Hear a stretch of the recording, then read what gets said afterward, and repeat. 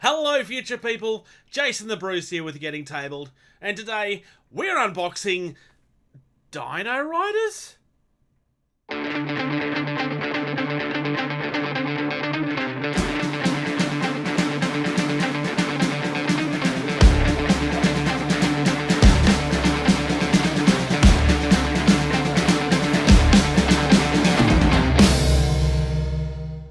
So yeah, like I said, today we're unboxing Dino Riders. For people that have been listening to the podcast for a while, you may actually recall us discussing this a good several months ago. This is not a miniature set per se. This is a toy set. This has actually been released by Mattel, who now own, because they purchased Tyco. No, we're not venturing into toys. I purchased this at the time because I was a huge fan of Dino Riders, and I was really disappointed that it didn't actually catch on. And potentially there could be more if this goes well. But also, I actually think this might work for a miniature thing, which is why I bought it. My intention longer term, if these are the right size, and I don't know if they are or not yet, because the box doesn't give any scale at all.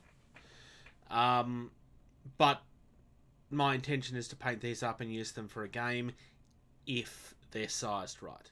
So, taking a look at the box art, I mean, this is essentially...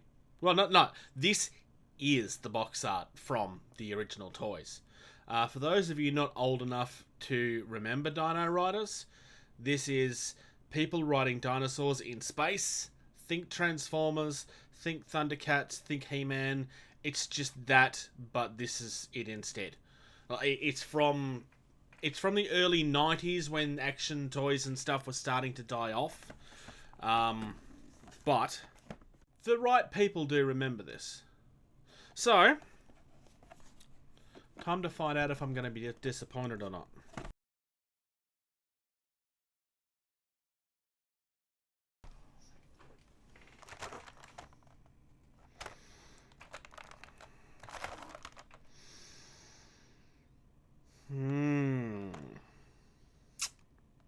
They are a little bit small. So, for a little bit of size comparison, this is a Bushido Mini, not from my actual clan. This is from a different clan that came with the starter set that I don't use. And as you can see, this is maybe 20mm at the most. That's disappointing, I'm not going to lie. Look, I purchased this for multiple reasons. I might still paint it up. It's just this is not going to be something I can use for gaming. That's a real shame. Oh well, let's still have a look.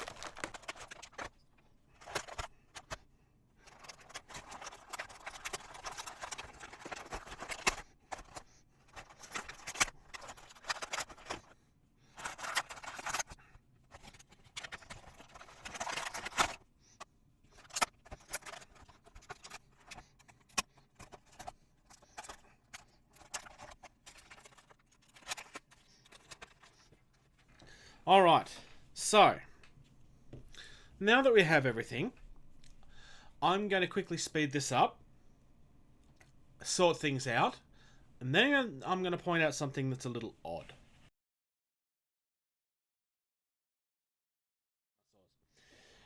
Okay, the reason I wanted to sort these out and then point out that there's something weird.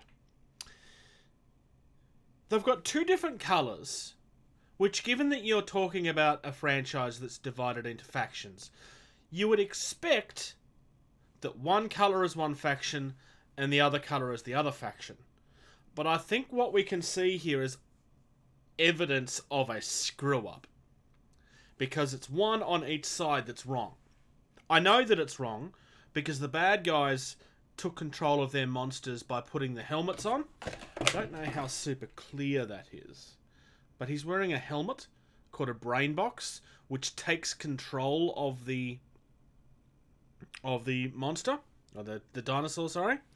Just like how the T-Rex is also wearing one, you'll notice. This was like the best toy. It was huge. Whereas the good guy dinosaurs are friends with the heroes. Because of course they are.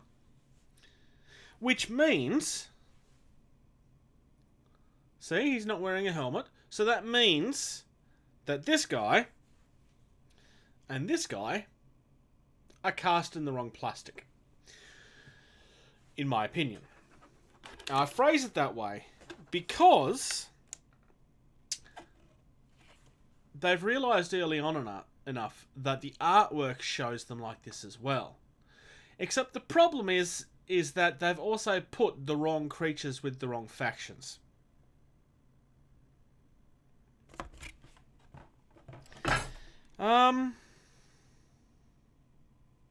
Yeah.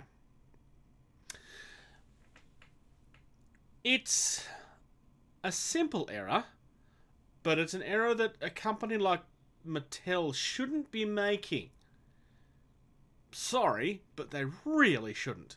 And, I mean, I could be wrong. I don't think I am. This is done in error. I think fairly obviously. Because everything else is right. The other thing that I find odd is that it's called the Rule-On Warriors Battle Pack. But we have things from each faction. I don't actually have a problem with that. I just find it interesting. When these things were advertised, they weren't advertised with anything in scale to show. So I had no idea really what I was buying. And I kind of, when we spoke about this on the podcast, I did kind of point that out, that I didn't really know what size they were. I knew I was taking a risk on this. I'm hoping that we also get the other faction as a playset, and I probably will buy those as well. But I'm less excited about this now, seeing how small it is. Personally, I think what this is this is Mattel putting a feeler out to see if there's still... Well, Mattel know that there's an interest in it. They've been talking about doing a movie for about 10 to 15 years. Clearly it's never gone anywhere, but they've been talking about it for a while. I think what this is putting feelers out there to see if there's enough of a base to actually justify doing something with the franchise again. Has it been long enough? Is there enough nostalgia? I mean, look, this is dinosaurs and warriors from space with laser guns. Like, this is one of those franchises that really should have been huge. It's everything every kid wants, all at the same time. Like I said, I'm just surprised that it didn't become bigger. But, like I said... Look, I am disappointed that this isn't big enough to do what I wanted to do with it.